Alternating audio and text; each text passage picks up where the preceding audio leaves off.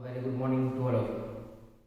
So, in a previous lecture, we completed second law of thermodynamics and its introduction.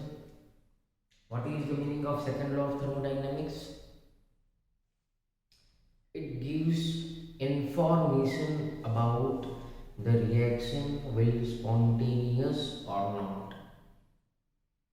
इतना ही याद रखो, कुछ नहीं होगा। फिर क्वेश्चन जो उसके ऊपर पूछे जाते हैं वो हमारे लिए इम्पोर्टेंट हो जाते हैं। Second law of thermodynamics, reaction will spontaneous और not. In that manner we learn one parameter to decide a reaction will spontaneous or not. उसके अंदर हम लोगों ने फर्स्ट कुछ ऐसा देखा कि any system tries to remain in its minimum energy में वो रहना पसंद करती है कोई भी एक सिस्टम।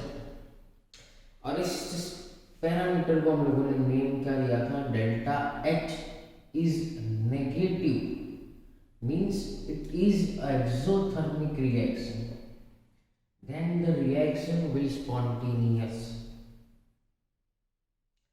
फिर हम लोगों को एक्सेप्शनल केसेस भी मिले जिसके अंदर इफ डेल्टा एच पॉजिटिव रहा तो भी और इक्वल टू जीरो रहा तो भी हमें कुछ रिएक्शंस ऐसे मिले जिसमें रिएक्शन स्पॉन्टेनियस था, जैसे कि H2O liquid to H2O gas. तो लिक्विड जो है वो हीट को एब्जॉर्ब करता है, हीट एब्जॉर्ब का मीनिंग हुआ endothermic reaction and therefore it is called spontaneous. And esterification reaction ऐसी मिली जिसके अंदर डेल्टा एच की वैल्यू 0 मिली और वो स्पॉन्टेनियस थी। सिर्फ मिक्स कर दो अल्कोहल और एसिड को तो वो अपने आप एस्टर वाटर बना लेती है। तो ये प्रॉब्लम खड़ी हो गई और इसके लिए आज हमें पढ़ना है second state function, that is entropy delta S. तो सबसे पहला पॉइंट हम लोग यहाँ पे क्या लिखेंगे कि the absolute value of entropy, मैं मीनिंग समझा रहा हूं लेकिन ये पॉइंट इंपॉर्टेंट है। The absolute value of entropy can not measured, means we can not calculate the value of S, बस we cannot calculate value of S। now what is S? delta S means disorderness,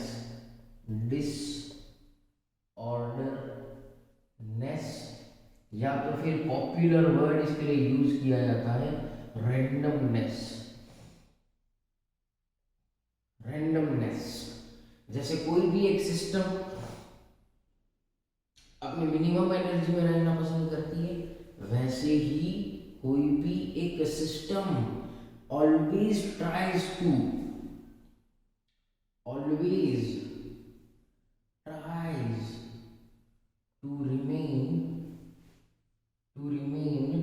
in maximum randomness में वो रहना पसंद करती है। याद रखना ये बात, मैक्सिमम रैंडमनेस। अब मैं आप लोगों को रैंडमनेस का एग्जांपल दूं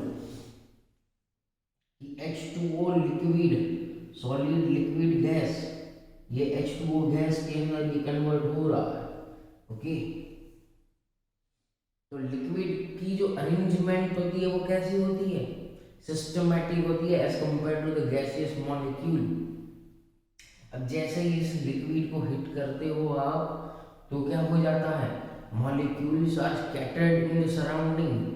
या जो भी वेसल आप लोगों ने लिया हुआ हो उसके अंदर।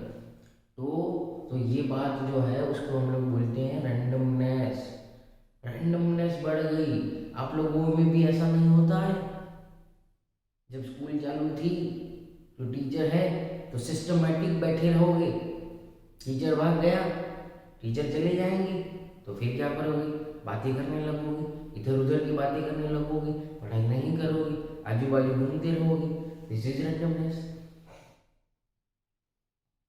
आई बात समझ में आप लोगों को? Randomness, this is called randomness. Randomness uncertainty में रहना पसंद करता है, this is randomness. Okay, now write down. तो we can calculate change in the entropy. Okay, कितना चेंज हुआ आप लोगों को? अगर कोई ऐसा पूछे, फॉर एग्जांपल स्टूडेंट एक्स, किसी का भी नाम नहीं लूंगा मैं, कोई भी एक स्टूडेंट एक्स है, अब उसे क्वेश्चन ऐसा पूछा जाए कि भाई तू कितना मस्ती करता है, कैसे पता चलेगा? नहीं पता चलेगा। कितनी मस्ती करते, कितना तेरे बिहेवियर के अंदर चेंज आया, वो हम लोग मेजर कर सकते हैं। Change in the randomness we can measure. So we can measure change in entropy. Okay, we can measure change in entropy. Entropy means simple, इतना याद रखो, randomness. Entropy is a state function. Next point, entropy is a state function. अब state function की definition आप लोगों को दिमाग के अंदर होनी ही चाहिए।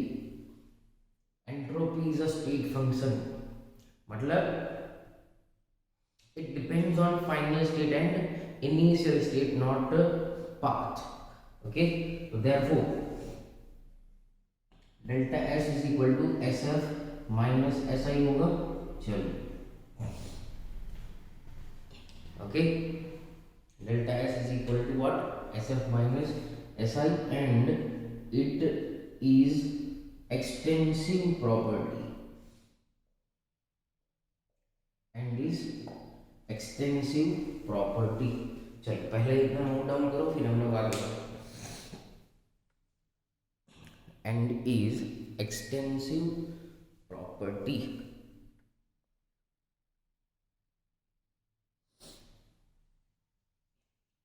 Extensive property meaning depends on the number of it particles. Okay, depending on the number of particles. दूसरी बात मैं आप लोगों को यहाँ से ये बताऊँ कि टेक्स्ट बुक में से आप लोगों को सब कुछ पढ़ते रहना है। We here only we are understanding the concept what delta S want to say to us. Okay, तो अब ये हो गया, तो अब हमें पता कैसे चलेगा कि भाई ये रिएक्शन स्पॉन्टेनियस है कि नहीं? तो याद रखो, डेल्टा S ग्रेटर देन 0 मिले आप लोगों को तो reaction will spontaneous. Delta s less than 0 मिले तो रिएक्शन नॉन स्पॉन्टेनियस। ओके, फिर now move on to the mathematical representation के ऊपर है।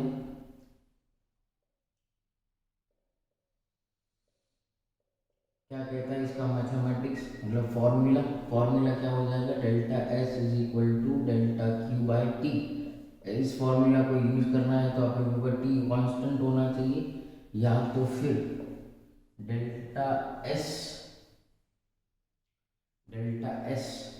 डी क्यू बाई टी, बराबर when temperature is not constant. और यहाँ पे क्या होना चाहिए?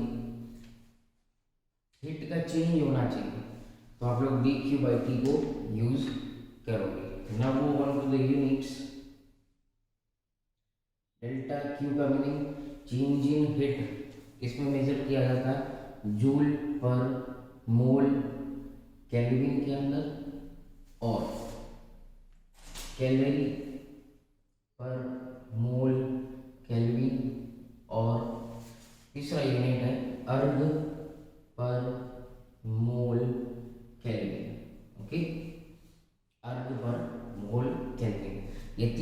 यूनिट्स जो है वो आप लोगों को याद रख रहे हैं for the entropy. Now move on to the entropy change in different processes.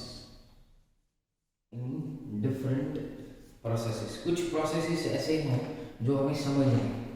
देखो सबसे पहले हम लोग समझेंगे entropy change in isolated system. Isolated system का मीनिंग सबसे पहले लेक्चर के अंदर मैंने आप लोगों को समझाया था. आइसोलेटेड का मीनिंग क्या हुआ? No change in mass and no exchange of heat. ना तो हिट में कोई चेंज ना मास के अंदर कोई चेंज. मान लो कि अब मैंने आप लोगों को ये एक दे दिया कंटेनर और मैंने एक बना दिया आइसोलेटेड सिस्टम. यहाँ पे मैंने रख दिया एक वाल्व. यहाँ पे मैंने गैसियस मॉलिक्यूल्स को भर के रखा हुआ है. ये अभी वाल्व है वो क्लोज है. हमें ये फाइंड करना है कि एंट्रोपी क्या होगी, ये रिएक्शन स्पॉन्टेनियस होगा कि नहीं होगा. तो यहाँ पे देखो दिस वेसल इज आइसोलेटेड. यहाँ पे ना तो कोई मास का चेंज हो रहा है ना हीट का चेंज हो रहा है. लेकिन जब मैं इस वाल्व को ओपन करूंगा तो क्या होगा, ये गैसेस मॉलिक्यूल्स यहाँ से पास होके इस कंटेनर के अंदर आ जाएंगे. मतलब क्या हुआ कि रैंडमनेस क्या हुई, इंक्रीज हुई. Therefore this reaction is spontaneous. ये आप लोगों को देखना है. रैंडमनेस जो है वो इंक्रीज होनी चाहिए तो वो रिएक्शन क्या हो जाएगा, स्पॉन्टेनियस हो जाएगा. याद रखना है, मस्ट. आगे बढ़े नॉन आइसोलेटेड के लिए कंसेप्ट समझना पड़ेगा. प्रैक्टिस करोगे तो आप लोगों को याद रह जाएंगे. Second is for non isolated. अब नॉन आइसोलेटेड का मतलब यहाँ पे मास का चेंज, मैं लिखूँ यहाँ पे change in mass and change in heat possible है. Change in mass and change in heat possible. Okay, तो जब मास और हिट जब चेंज होंगे तो कहाँ पे होंगे, सिस्टम एंड सराउंडिंग के बीच में होंगे. सिस्टम एंड सराउंडिंग के बीच में. तब आप लोगों को यहाँ पे कैलकुलेट करना है डेल्टा एस टोटल. ये क्या होना चाहिए, ग्रेटर देन 0 होना चाहिए. मतलब क्या है कि डेल्टा एस सिस्टम, पहले आप लोग ये कैलकुलेट करोगे, फिर आप लोग कैलकुलेट करोगे डेल्टा एस सराउंडिंग, और इसकी वैल्यू जो है वो ग्रेटर देन 0 मिलनी चाहिए. तो ये रिएक्शन स्पॉन्टेनियस होगा. अब आप लोगों को यहाँ से क्वेश्चन ऐसा पूछा जाता है कि at -1 degree Celsius this reaction H2O liquid reversible arrow में यहाँ पे लिख रहा हूँ H2O गैस. H2O गैस नहीं होगा, यहाँ पे आइस होगा, सॉलिड. ऐसा कोई एक रिएक्शन दिया गया और पूछा गया कि ये रिएक्शन -1 डिग्री सेल्सियस के ऊपर स्पॉन्टेनियस होगा कि नहीं होगा, स्पॉन्टेनियस होगा कि नहीं होगा, वो आप लोगों को बताना है. तो देखो यहाँ पे लिक्विड है, यहाँ पे सॉलिड है. सिस्टमैटिक अरेंजमेंट सॉलिड की ज़्यादा होती है, रैंडमनेस जो है वो लिक्विड में ज़्यादा होती है. अगर हम लोग ये फॉर्मूला पे अप्लाई करें, delta S is equal to dQ/T, तो लिक्विड कब सॉलिड में कन्वर्ट होता है, अपने में से एनर्जी को लूज करेगा तब. तो ये dQ की वैल्यू क्या हो जाएगी, नेगेटिव. अब dQ नेगेटिव का मतलब क्या हुआ, डेल्टा एस नेगेटिव हो तो ये रिएक्शन नॉन स्पॉन्टेनियस हो गया. कैसा हो गया, डेल्टा एस नेगेटिव का मतलब नॉन स्पॉन्टेनियस. नहीं। अब ये इसमें एनर्जी रिलीज कहाँ पे की होगी, डेल्टा एस सराउंडिंग के अंदर, और ये ग्रेटर देन जीरो मिला, और ये इतना ग्रेटर मिलेगा कि फाइनली डेल्टा एस टी जो है वो ग्रेटर देन जीरो हो जाता है, देयरफॉर ये रिएक्शन स्पॉन्टेनियस होगा। यहाँ से लिक्विड ने जो एनर्जी फेंकी होगी बाहर, वो सराउंडिंग में गई है, तो सराउंडिंग की एनर्जी क्या हो गई, बढ़ गई, मतलब ये वैल्यू बहुत ज़्यादा पॉजिटिव मिली, बहुत ज़्यादा पॉजिटिव मिली, इसलिए ये टोटल जो था वैल्यू वो ग्रेटर देन जीरो हो गया। ये डेल्टा सिस्टम की वैल्यू भले ही नेगेटिव मिली आप लोगों को, लेकिन ये इतना ज़्यादा पॉजिटिव मिला, पॉजिटिव माइनस नेगेटिव तो वो आंसर पॉजिटिव मिलता है, यहाँ पे बहुत ज़्यादा ये हो गया, इसलिए ये ग्रेटर देन जीरो मिला। इसलिए आप लोगों को एक बात याद रखनी है, क्या होगा, तो delta S surrounding is always opposite of delta S system, ये बात आप लोगों को याद रखनी है, ये रिलेशन जो है वो आप लोगों को याद रखना है। प्रैक्टिस करोगी तो बहुत अच्छी तरह से समझ में आ जाएगा। चलो पहले नोट डाउन करो, स्क्रीनशॉट ले सकते हो, फिर हम लोग आगे बढ़े।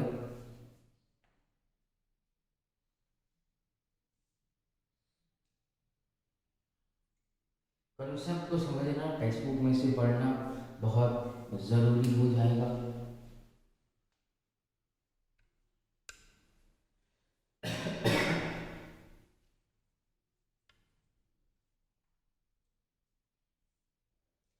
Now moving to next processes. Now entropy change for reversible processes. Reversible, yes, reversible processes. Reversible processes, और उसमें सबसे पहले isothermal reversible process, isothermal reversible process. अब आइसोथर्मल का मतलब क्या होगा, टी कांस्टेंट होता है, वहां पे टी कांस्टेंट होगा, लेकिन हमें उससे मतलब नहीं है, हमें डेल्टा एस टोटल से मतलब होता है, तो हमें मतलब है डेल्टा एस सिस्टम से, और हमें मतलब है डेल्टा एस सराउंडिंग से।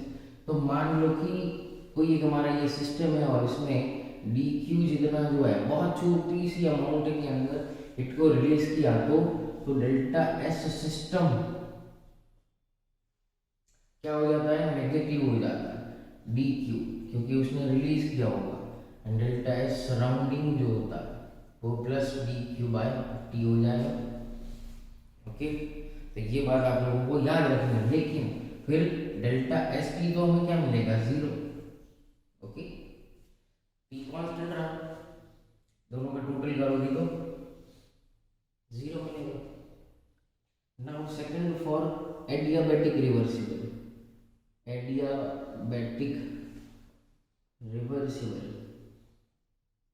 अब एडियाबैटिक का मतलब डेल्टा क्यू ही जीरो है, तो हमारे पास फॉर्मूला है delta S is equal to delta q by t, तो डेल्टा क्यू जीरो है, मतलब डेल्टा एस टी भी क्या होगा, जीरो होगा, कुछ भी नहीं मिलेगा इसके अंदर।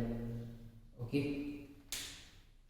Now moving to irreversible processes. मेरे साथ आप लोगों को लिखना भी पड़ेगा, पोज कर करके भी आप लोग लिख सकते हो। अगर मान लो कि एक रिवर्सिबल प्रोसेस है, थर्ड हम लोग लिखेंगे यहाँ पे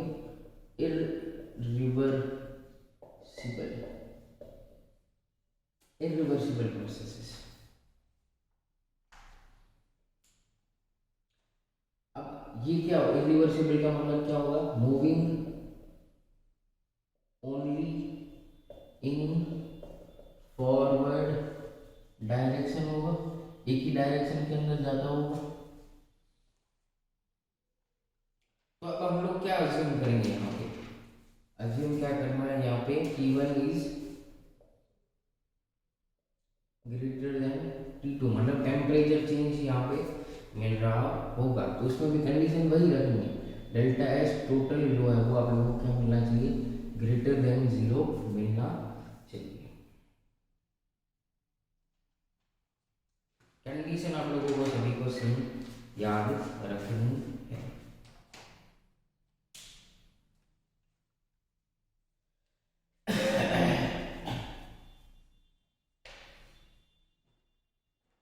अगर कुछ भी ना समझ में आ रहा हो तो आप लोगों को डाउट पूछ लेना है, ओके। हाँ, घबराना मत, डाउट पूछ लेना है। अब मैं आप लोगों को कुछ फॉर्मूलाज ऐसे लिखवा रहा हूँ जो डायरेक्टली आप लोगों को याद रखने हैं। Entropy change, entropy change in different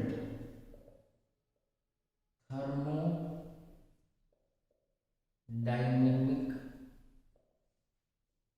processes, thermodynamic processes मतलब क्या होता है,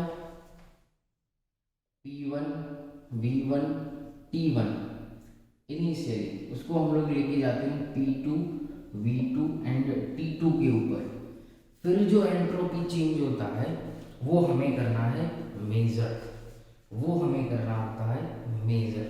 और वहाँ पे मैथमेटिक्स के अंदर डेरिवेशन बहुत सारे करते हैं, लेकिन हमें डेरिवेशन से मीनिंग नहीं है, हमें मतलब है फॉर्मूला से।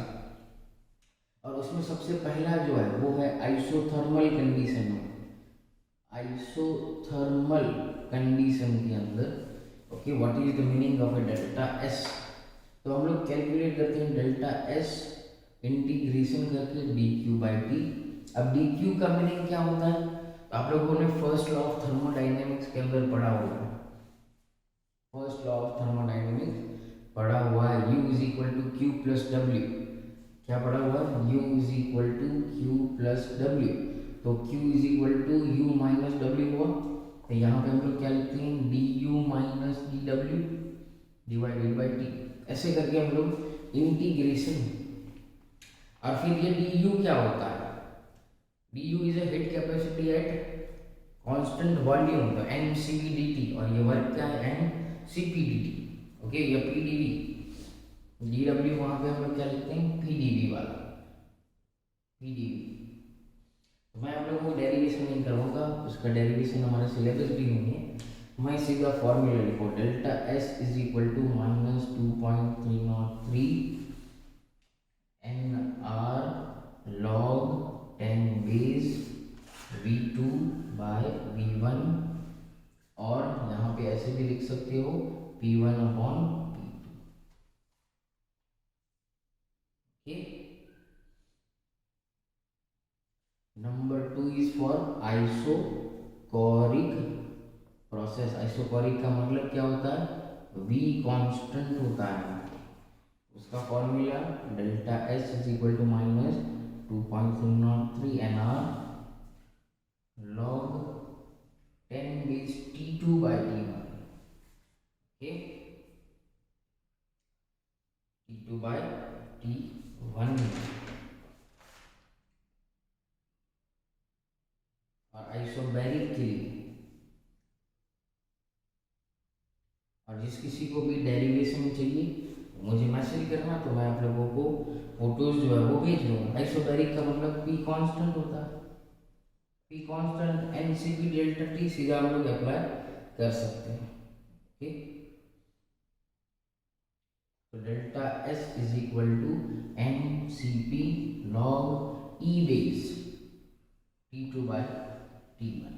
यहाँ पे लॉग ई को निकाल लो, तो यहाँ पे आगे 2.303 आर आगे, ओके। ये हुआ थोड़ा बहुत हम लोगों ने एंट्रोपी के बारे में देखा। नेक्स्ट लेक्चर के अंदर हम लोग देखेंगे कुछ और यहाँ पे एक क्वेश्चन और भी बाकी है, entropy change in a phase change, उसके फॉर्मूलाज मैं आप लोगों को लिखवाऊंगा। फिर लास्ट टॉपिक इस चैप्टर का कंसिडर करेंगे, delta G and equilibrium constant. पढ़ते रहना है टेक्स्ट बुक के अंदर। So thank you very much.